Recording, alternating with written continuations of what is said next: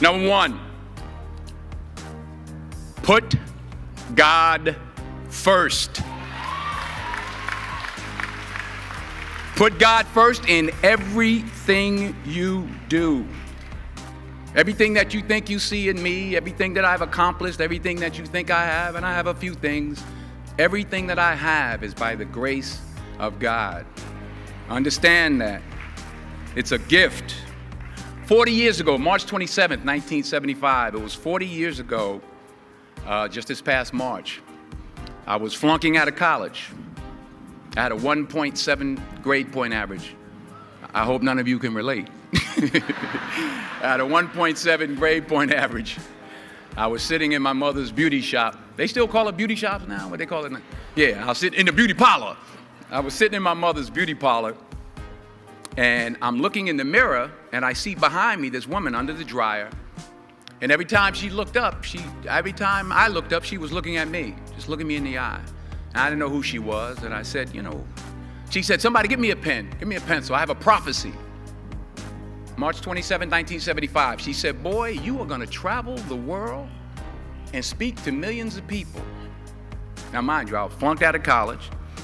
I'm thinking about joining the army. I didn't know what I was gonna do, and she's telling me I'm gonna travel the world and speak to millions of people.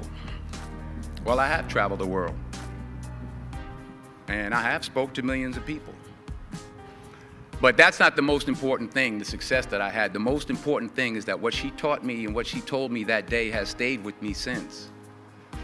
I've been protected, I've been directed, I've been corrected.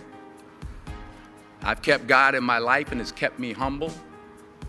I didn't always stick with him, but he always stuck with me. So stick with him in everything you do. If you think you want to do what you think I've done, then do what I've done and stick with God. Number two, fail big. That's right. Fail big.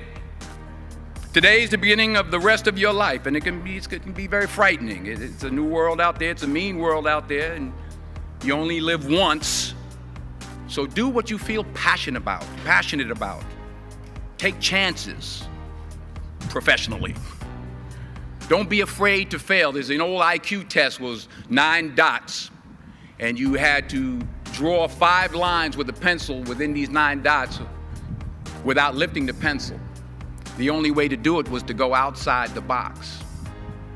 So don't be afraid to go outside the box. Don't be afraid to think outside the box. Don't be afraid to fail big, to dream big. But remember, dreams without goals are just dreams, and they ultimately fuel disappointment. So have dreams, but have goals. Life goals, yearly goals, monthly goals, daily goals. I try to give myself a goal every day. Sometimes it's just to not curse somebody out. Simple goals, but have goals. And understand that to achieve these goals, you must apply discipline and consistency. In order to achieve your goals, you must apply discipline, which you have already done, and consistency every day, not just on Tuesday and miss a few days. You have to work at it every day. You have to plan every day. You've heard the saying, we don't plan to fail, we fail to plan. Hard work works. Working really hard is what successful people do. And in this text, tweet, twerk world that you've grown up in, remember, just because you're doing a lot more doesn't mean you're getting a lot more done. Remember that. Just because you're doing a lot more doesn't mean you're getting a lot more